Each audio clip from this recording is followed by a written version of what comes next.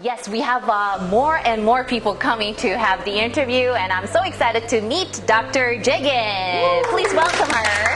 Yay. Thank you for joining us. And Dr. Jegen, I would like to hear some stories from your country. Sure. So what I wanted to speak about today are the Canadian physicians working in northern Canada.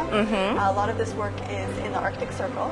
And the reason I wanted to speak about this is because it's very often, not thought about that these are actually family doctors usually. They're not usually emergency doctors by training. They're not? Not originally. And I was one of these doctors myself. So straight out of residency, I signed a contract for 3 years to work in northern Canada with very, very limited resources. I see. And I was a family doctor. I had done some residency rotations in emergency medicine, but you learn very quickly it doesn't matter what your specialty is, you have to do what's given to you. Right. So basically myself and other physicians around, we worked with very limited resources. And what I mean by this is we have very limited lab, maybe x-ray, no other imaging though. No CT, no MRI, no ultrasound, just x-ray. Then what can you do? Whatever you can. You literally do whatever you can. You have nurses, you have no respiratory therapists, nobody else.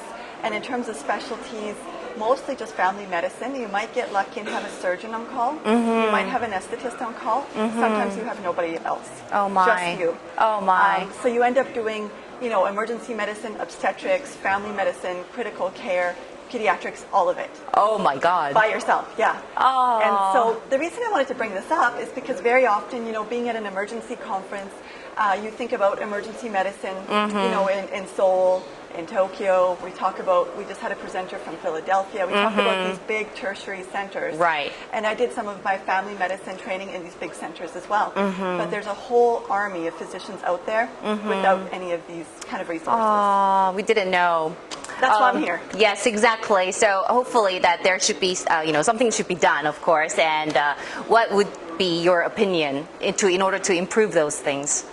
Well, realistically, I think family doctors can handle this just fine. I'm a family doctor initially by training, then I did my emergency medicine fellowship after I had worked up north.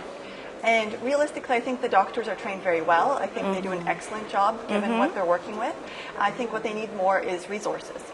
And so, very often we'd have a patient in the emergency room, maybe intubated, maybe not, maybe on pressors, and then we can't send them out because there's no accepting physician or no accepting beds to accept them in a bigger location, a bigger center. And so very often we had this very sick patient, you're by yourself, you're in the emergency room, and you have nowhere to send this critical patient. And so more than anything, we needed resources to help us with regards to transporting these patients out and with people to accept these patients. It's very easy to be in a big center and say, you know what, we don't have any beds, call us tomorrow, without realizing you're up there in the Arctic by yourself, and you have so much less to work with than the patient going down south, even being in a not as acute a setting as, say, the ICU.